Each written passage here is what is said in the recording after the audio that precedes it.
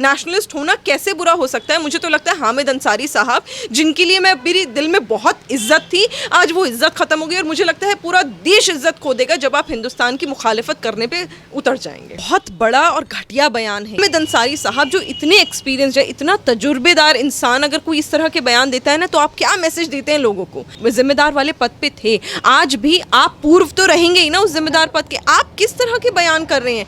आज आपको अपनी राजनीति छोड़कर हिंदुस्तान को एकता के धागे में पिरोने की कोशिश करनी चाहिए, जो तितर बुतर हो सकता है आपके इन बयान की वजह से, और आज वही हो रहा है। राष्ट्रवादी होना कोई गुनाह नहीं है। अगर आप ये कह रहे हैं कि गुनाह है, तो न जाने आप और आपकी पार्टी छोटे छोटे बच्चों को क्या परवरिश देगी।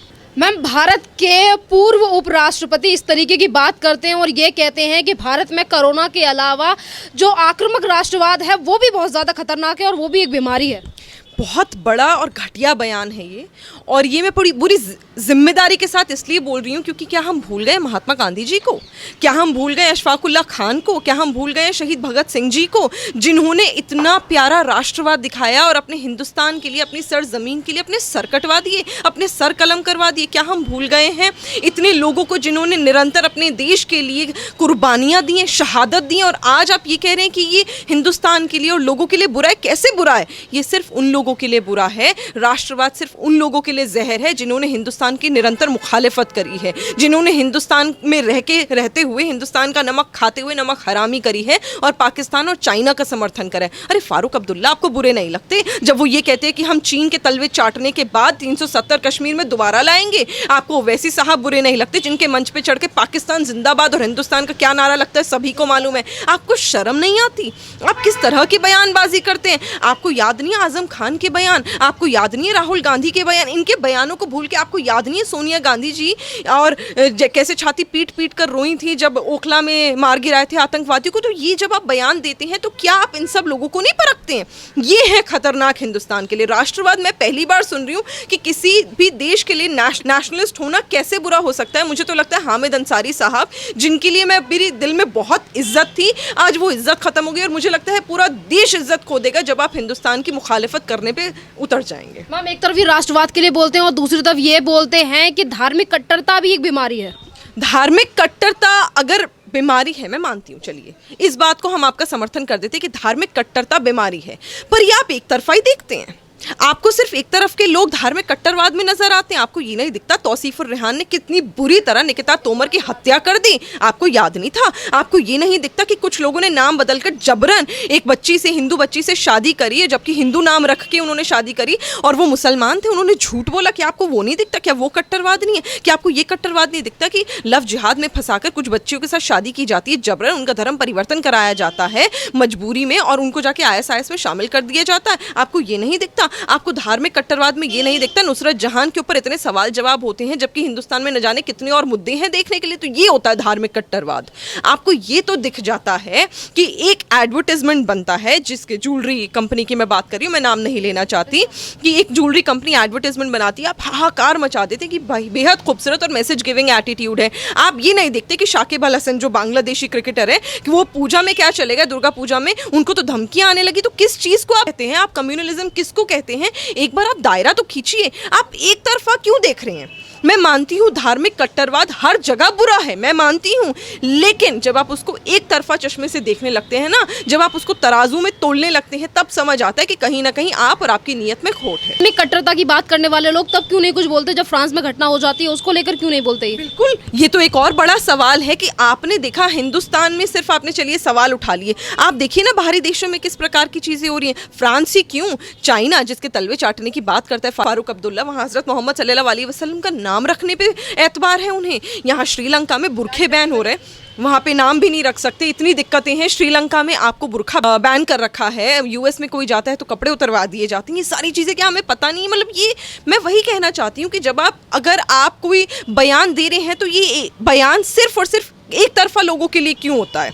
हमें पता है, हमारा, क्योंकि हामिद अंसारी साहब मुसलमान हैं, वो इस्लाम को समझते हैं, मुझसे बेहतर जानकारी इस्लाम के बारे में समझते हैं, जानते हैं, मुझसे ज़्यादा तजुर्बा है। उन्हें पता है कि इस्लाम अमन और शांति सिखाता है। हज़रत मोहम्मद सल्लल्लाहु अलैहि वसल्लम के बारे में अगर किसी ने कार्टून बना दिया तो हमारे इस्लाम में क्या कॉल है? हमारे तो इस्लाम में सिखाया जाता है कि हज़रत मोहम्मद सल्लल्लाहु अलैहि वसल्लम के बारे में कोई अगर कुछ गलत भी बोल दे तो आप उसको अनसुना कर दीजिए। वो ऊपर वाला देखेगा ना, उनका हिसाब ऊपर वाला करेगा। हमें क्यों जाके किसी को मारना है? एक बुजुर्ग महिला, वो निर्दोष महिला जो जाकर पूजा कर रही थी गिरजाघर में, भगवान का आचरण कर रही थी, उसको जाके मार दिया जाता है बेरहमी से, पर आप कुछ नहीं कहते।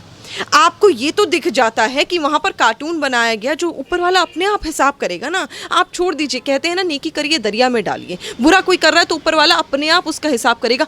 आप सज़ा देंगे? आप कौन है? किसने आपको बोला? आप जाकर कंप्लेन फाइल करते, सब करते, आपने तो उनका भी समर्थन किया। तो मुझे बताइए, वो लोग जो अल्लाह अकबर को बदनाम करके लोगों की गला ज़िबा कर देते, जिन्हें हम आतंकवादी कहते हैं, और उन लोगों में क्या अंतर है? कुछ अंतर नहीं है। हामिद अंसारी हो या फिर कांग्रेस हो, हमेशा राष्ट्रवाद को हमेशा ये खतरा क्यों बताते हैं? बड़े दुख की बात है, क्योंकि जब राहुल गांधी की बात हो, चाहे सोनिया गांधी की बात हो, चाहे प्रियंका गांधी वाड्रा की बात हो, कांग्रेस परिवार ने हमेशा कोई ना कोई ऐसा पैतरा अपनाया है जिसमें आपने हिंदुस्तान को ठेस पहुंचाई है, हिंदुस्तान के लोगों को, दिलों को, फीलिंग्स को बहुत ज़्यादा हर्ट किया। और ये अभी से नहीं हो रहा, बहुत सालों से हो रहा है। आपको राष्ट्रवाद बुरा क्यों लगता है? राष्ट्रवाद हर उस इंसान को बुरा लगेगा जो हिंदुस्तान को अपना समझता ही नहीं। और आप लोगों ने तो मीम्स तो छोड़िए, ट्रोलर्स को छोड़िए, आपने तो ये अपने आप को साबित कर दिया कि आप लोग हिंदुस्तानी नहीं हैं, आप तो इटालियन ही हैं, आप तो इटली से ही हैं, आप हिंदुस्तान से मोहब्बत करते नहीं। क्योंकि राष्ट्रवाद एक ऐसी चीज़ है जो अपने आप आती है। जब आप हिंदुस्तान की सरजमीन पर पैदा होते हैं ना, तो अपने आप अपने हिंदुस्तान के लिए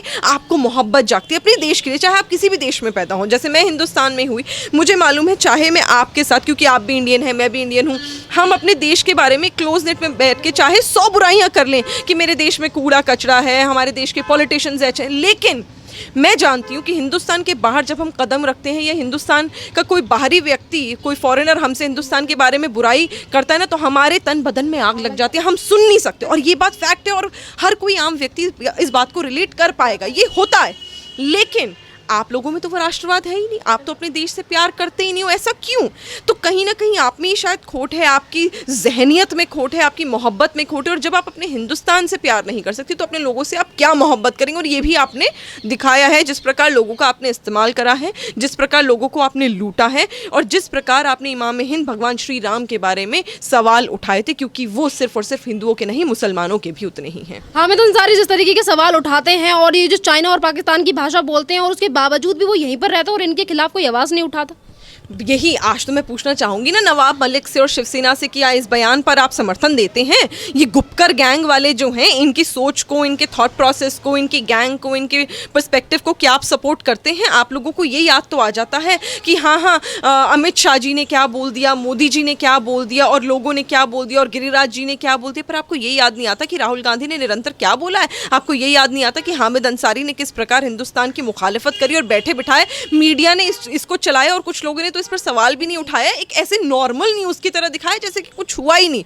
जैसे ये तो बात बिल्कुल सही कह रहे कि राष्ट्रवादी होना तो बहुत गलत है, राष्ट्रवादी होना गलत है, ये शिवसेना ने प्रूव कर दिया अर्नब गोस्वामी के लिए, क्योंकि अर्नब गोस्वामी राष्ट्रवादी निकले तो आप लोगों ने उनके ऊपर किस प्रकार हमला किया वो सभी को पता है। कंगना रनौत राष्ट्रवादी निकली, आप लोगों ने किस प्रकार हमला किया ये सभी को पता है। जब जनता ने आपसे सवाल पूछा, तो ये तो सवाल आज शिवसेना के लोगों से भी पूछने चाहिए, क्योंकि आप तो समर्थन में है ना, आप लोगों का तो अलायंस है। तो अगर आज कांग्रेस से सवाल हो रहा है, हामिद अंसारी कुछ बयान दे रहे, तो संजय राउत आए ना बाहर, सवाल का जवाब दें। जनता सवाल मांग रही है, आप हर छोटी छोटी बात में मुंह खोलने लगते हैं, औरतों को गाली देने लगते हैं। आज आप बताएं ना कि हामिद अंसारी के सवाल का और हामिद अंसारी के बयान का आप समर्थन करते हैं या नहीं करते हैं? गुपकर गैंग के पर्सपेक्टिव का आप समर्थन करते हैं या नहीं करते हैं? 370 को लाने के लिए वापस आप क्या कहते हैं कि 370 वापस आए और वो चाइना की मदद से आएगा? फारूक अब्दुल्ला का आप समर्थन करते हैं नहीं करते? इन्हें क्यों नहीं रातों रात जेल में डाला जाता?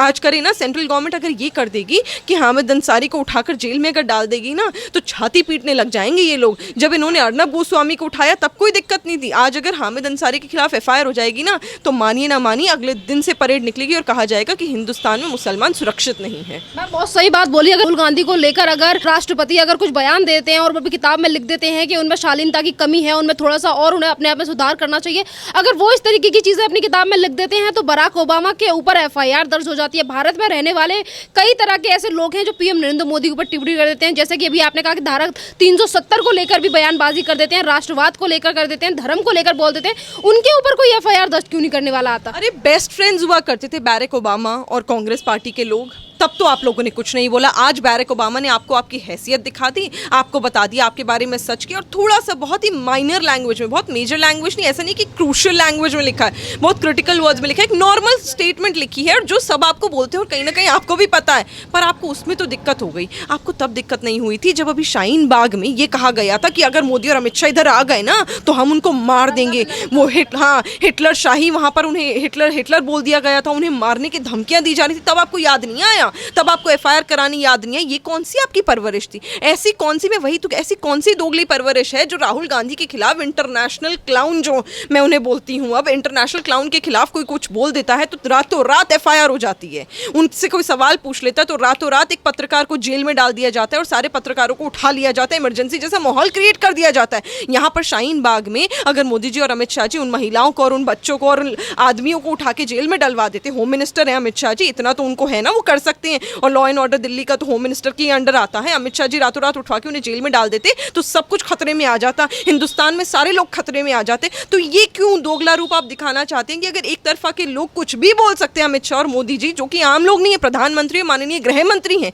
उनके बारे में कोई भी अपशब्द बोलेगा, गाली बोलेगा, हिटलर बोलेगा, गंद बोलेगा, मारने की धमकी देगा और आप कुछ नहीं बोलेंगे, और एक पंक्ति, सिर्फ एक लाइन बैरक ओबामा लिख देंगे तो उसमें आपको बड़े तन बदन में मिर्ची लग जाती है। तो ये सवाल का जवाब तो आप दीजिए, और नहीं भी देंगे ना तो जनता को पता है कि कौन कितना पानी में है। मेरा लास्ट सवाल हामिद अंसारी को लेकर कि हामिद अंसारी जी ने जो भी बयान दिया और आज जो भी राष्ट्रवाद को लेकर या फिर धर्म को लेकर का, धार्मिक कट्टरता को लेकर जो जिस तरीके की उन्होंने टिप्पणी की, उसको लेकर ट्विटर पे भी कुछ लोग हैं जो ये कहते हैं कि आपने बहुत अच्छा लिखा और हम इस बात को सराहते हैं। मैं वही तो कह रही हूँ कि ये कौन लोग हैं जो राष्ट्रवादी होने पर सवाल उठाते हैं? ये वही लोग हैं जो अर्नब गोस्वामी जब जेल में गए थे तो खुशियां मनाई थी, ये वही लोग हैं जब कंगना रनौत के ऑफिस को तहस नहस कर दिया गया था तो खुशियां मनाई थी, ये वही लोग हैं जब रिया चक्रवर्ती का इंटरव्यू किया था ना राजदीप जी ने तो इन्होंने खुशियां मनाई थी। अरे आप लोग किस तरह की बयानबाजी कर रहे हैं? आप लोग मोदी जी से नफरत करिए, आपका हक है, आपका फर्ज बनता है, ऑपोजिशन में हैं आप, लेकिन उस चक्कर में आप तो हिंदुस्तान की मुखालिफत कर बैठे, हिंदुस्तान से नफरत कर बैठे, हिंदुस्तानियों से नफरत कर बैठे। आज तो आप लोगों को, धर्मों को, जातियों को आप तराजू में तोलने लगे। और हामिद अंसारी साहब जो इतने एक्सपीरियंस है, इतना तजुर्बेदार इंसान, अगर कोई इस तरह के बयान देता है ना तो आप क्या मैसेज देते हैं लोगों को? वे जिम्मेदार वाले पद पे थे, आज भी आप पूर्व तो रहेंगे ही ना उस जिम्मेदार पद के। आप किस तरह के बयान कर रहे हैं? आज आपको अपनी राजनीति छोड़कर हिंदुस्तान को एकता के धागे में पिरोने की कोशिश करनी चाहिए, जो तितर बुतर हो सकता है आपके इन बयान की वजह से, और आज वही हो रहा है। राष्ट्रवादी होना कोई गुनाह नहीं है। अगर आप ये कह रहे हैं कि गुनाह है तो न जाने आप और आपकी पार्टी छोटे छोटे बच्चों को क्या